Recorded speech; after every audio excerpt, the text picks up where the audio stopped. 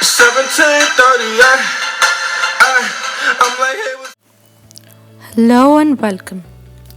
Today we will be discussing what to do about the pesky neighbors and RWAs that won't let you be with your dogs or animals. We have many dog lovers amongst us who regularly feed and take care of stray dogs and other animals. However, we also have those pesky neighbors and pesky RWAs, which are the Resident Welfare Association, who create a big ruckus.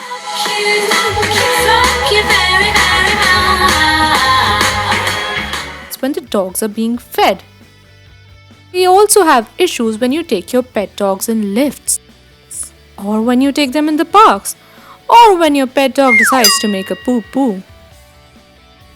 And mind you, these are the same people who have parties and functions in their houses till wee hours in the morning, that too with high music and without the slightest hesitation.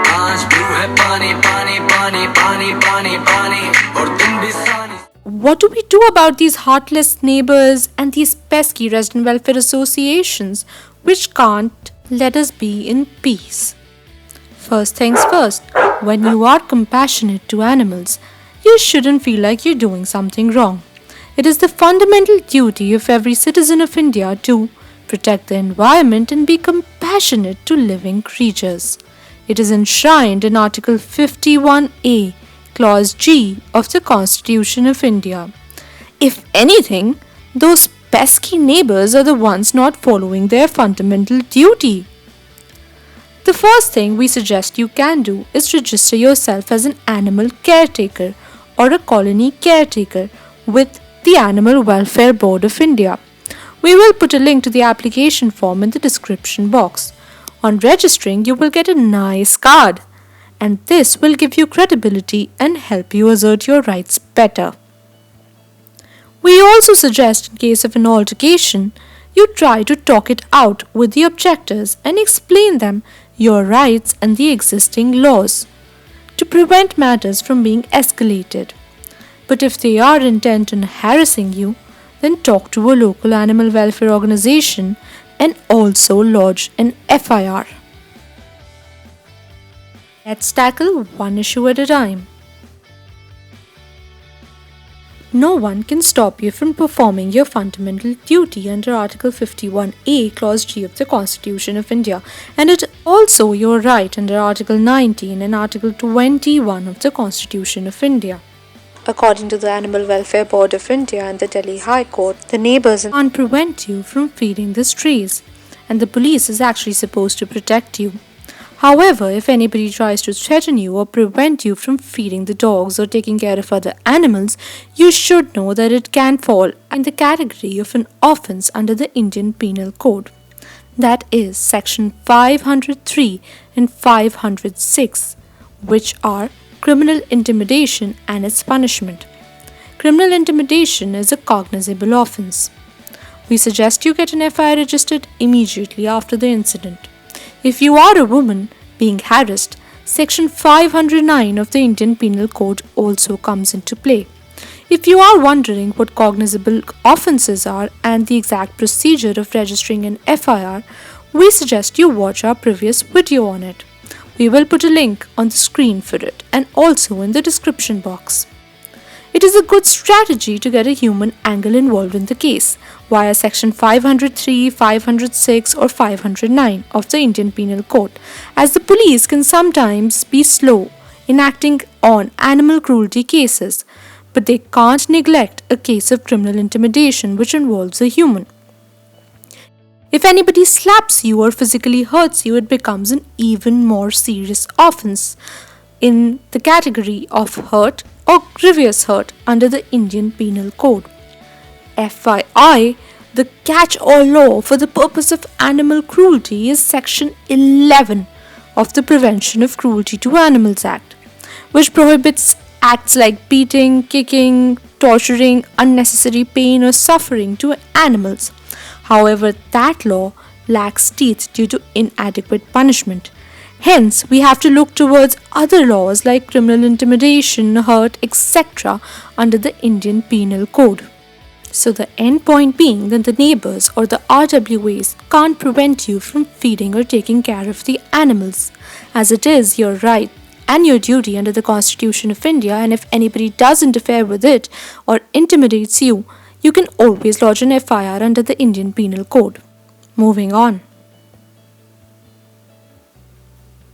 As per the Animal Birth Control Program rules of 2001, no sterilized dogs can be relocated from their areas. As per 5 High Court orders, sterilized dogs have to remain in their original areas. If a dog is not sterilized, the society can simply ask an animal welfare organization to sterilize and vaccinate the dogs. They cannot relocate them.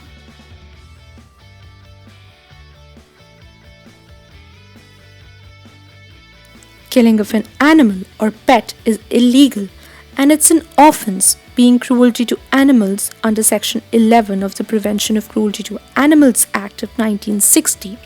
It is also a cognizable offence under Section 428 and 429 of the Indian Penal Code.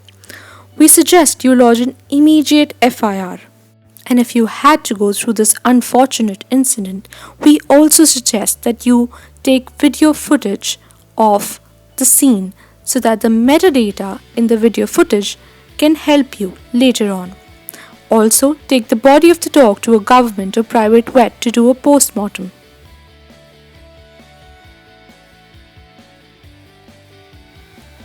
As per the circular of Animal Welfare Board of India, even by obtaining a consensus or a majority, the residents or the RWA cannot introduce any sort of ban on keeping of pets or dogs. They cannot insist that you have a small dog or a large dog or no dog. They just cannot do it.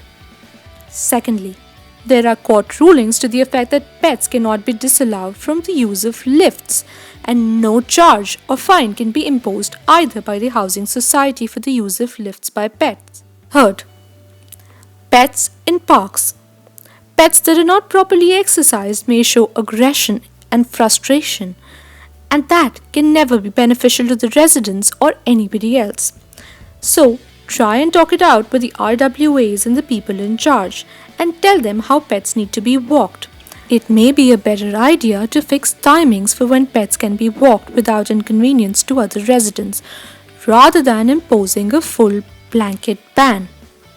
Fourthly, pets on leashes and muzzles. You can request pet owners to keep their pets in a leash when walking them in common areas. However, the RWAs cannot insist on use of muzzles. And lastly, the issue of poo-poo. In absence of central or state laws requiring cleaning of pet excreta by the pet owners, you cannot impose any rules, regulation or bylaws with respect of mandatory cleaning of the same, or impose any special charges or fines when your pet makes a poo-poo in a community area. They can definitely request the pet owners to clean it if possible, but no fines can be put. You can find the circulars of Animal Welfare Board of India and all other documents in the description box. We suggest you try to avoid confrontation, but if need be, know your rights and don't be a dummy. If you have any more questions, leave them in the comments and we will get back to you ASAP. Please share our video and subscribe.